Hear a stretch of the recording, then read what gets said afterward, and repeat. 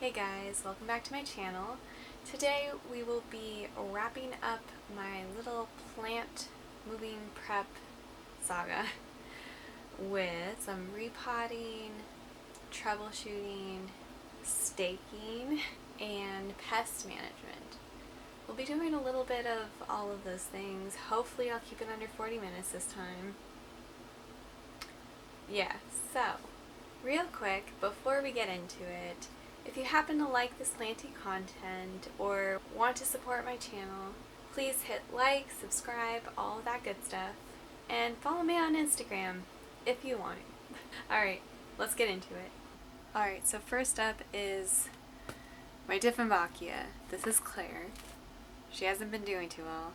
Up until recently, she was just these stems, no leaves. I didn't have her in the optimal conditions, and then when she started losing her leaves, dropping her leaves rapidly, I didn't know what to do, and I was feeling overwhelmed, so I just kind of let her do her thing, hoping she would bounce back by herself, and it didn't happen until I put her on my cactus shelf under the grow light, and then I started watering her a little more frequently, and then these leaves popped out.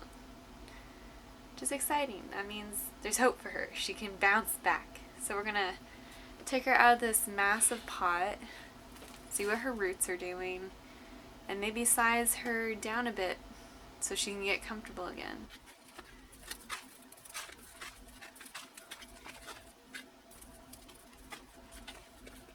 I'm just gonna use my hands. Come on. Grow. So this stem just fell out. I'm going to try and put it in water to propagate it. Hopefully we can save it. I'm definitely going to have to size her down. I don't know what I was thinking with this massive pot.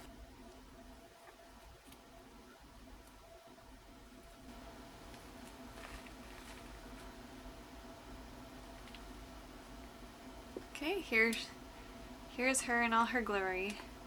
A root system! Thank goodness. I don't know what this mesh stuff around her root ball is, but I'm going to take that off.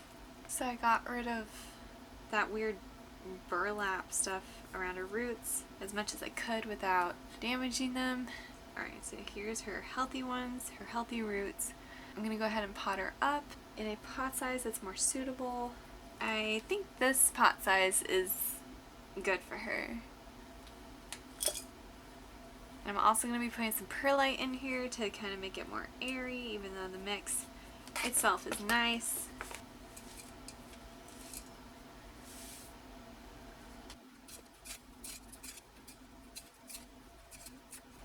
This looks really nice, like so nice and airy.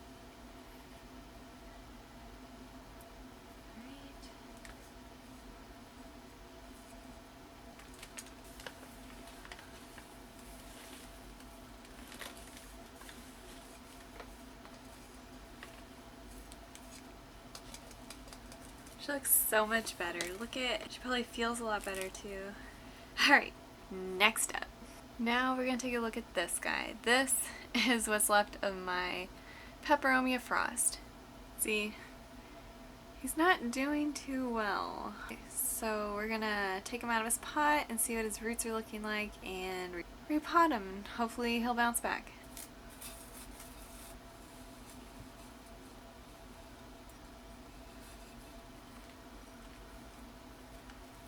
Again with this weird wrapper on the root ball. I'm gonna take that off real quick.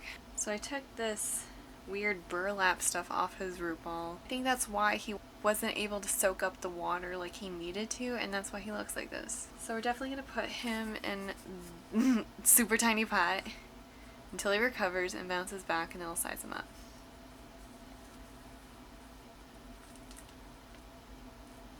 Great, and here he is. A little sad, a little wonky, but put him under the grow light, water him, and see if he bounces back. Now I'm going to be repotting pretty much 98% of my plants, but I'm not going to do that on camera because that's way too much. Way too much.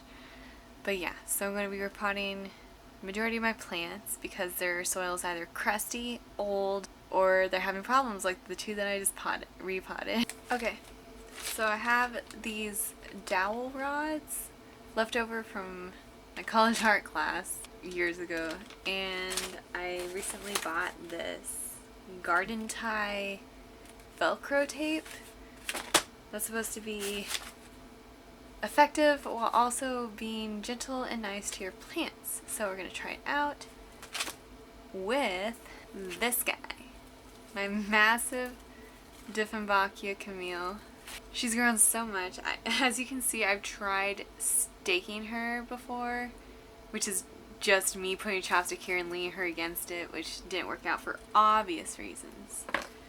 So we're gonna try actually staking her seriously with these. If you can see, if I let her go, she just flops everywhere. Oh look, she's a baby. That's adorable. Okay, so yeah, she flops everywhere. She hangs out. We want her to stand up. I'm going to go ahead and take out 4. And I'm just going to put a stake here, here, close to the outside of the pot. Right? That looks good. Let me angle you better. Okay, that's a little better of an angle. Here's what it looks like. This part is soft. And then you just peel it like this, I'm assuming. This part is what sticks to the soft side, but it's not too rough. So either way, I think your plant will be comfortable. So I'm gonna cut off a piece that looks good. I want this much. Alright. Let's do the one that'll be on this stake first.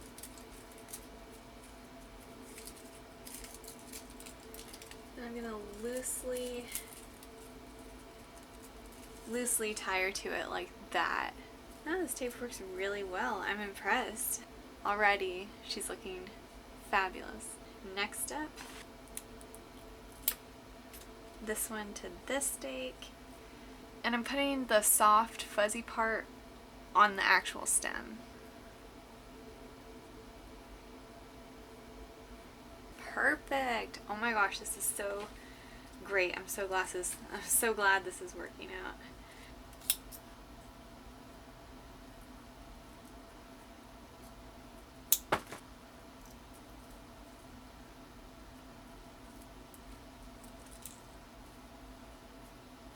So I'm going to add another dowel rod to the side here and just attach it to this one.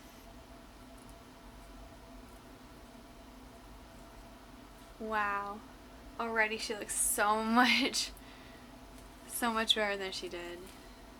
Like, it's fantastic. I'm going to go put her back in the window, water her, and angle her so that her stems start bending back towards the light and she straightens out. We did it! Yay! Alright, now I'm going to show you how I'm going to mix my neem oil solution so that we can move on to the pest management portion of this video. I'm going to put the solution in this 12-ounce bottle. The instructions for the neem oil solution is about 2 to 4 tablespoons per gallon. About half a teaspoon for 12 ounces, I think, is an appropriate ratio. So I'm going to go ahead and pour that in first.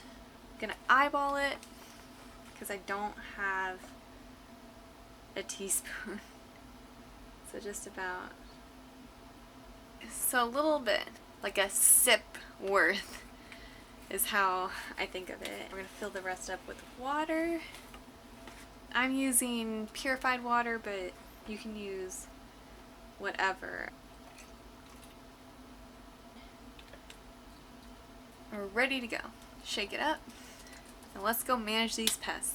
Here are the patients. This one is one of my gasterias. I found a full-size mealybug on it, which is disgusting, so I have to treat him. Then you guys know my problematic peace lily that has mealybugs as well, that I still have to treat. I'm just gonna get sprayed down as well. Here is my Ficus altissima. I found evidence recently suggesting that she might have spidermites. I saw some webbing, so we're going to spray her down too, if nothing else but a precautionary measure. and my Calathea rufibarba, I believe is how you pronounce it. She's looking rough. I found evidence near the base of her when I went to water her that also suggests that she might have spider mites. It's not a big surprise to me, but it's still disappointing. She's going in the tub as well with the others to get sprayed down. I don't think I mentioned it before, but I am putting all these in my bathtub to spray them down. Yeah.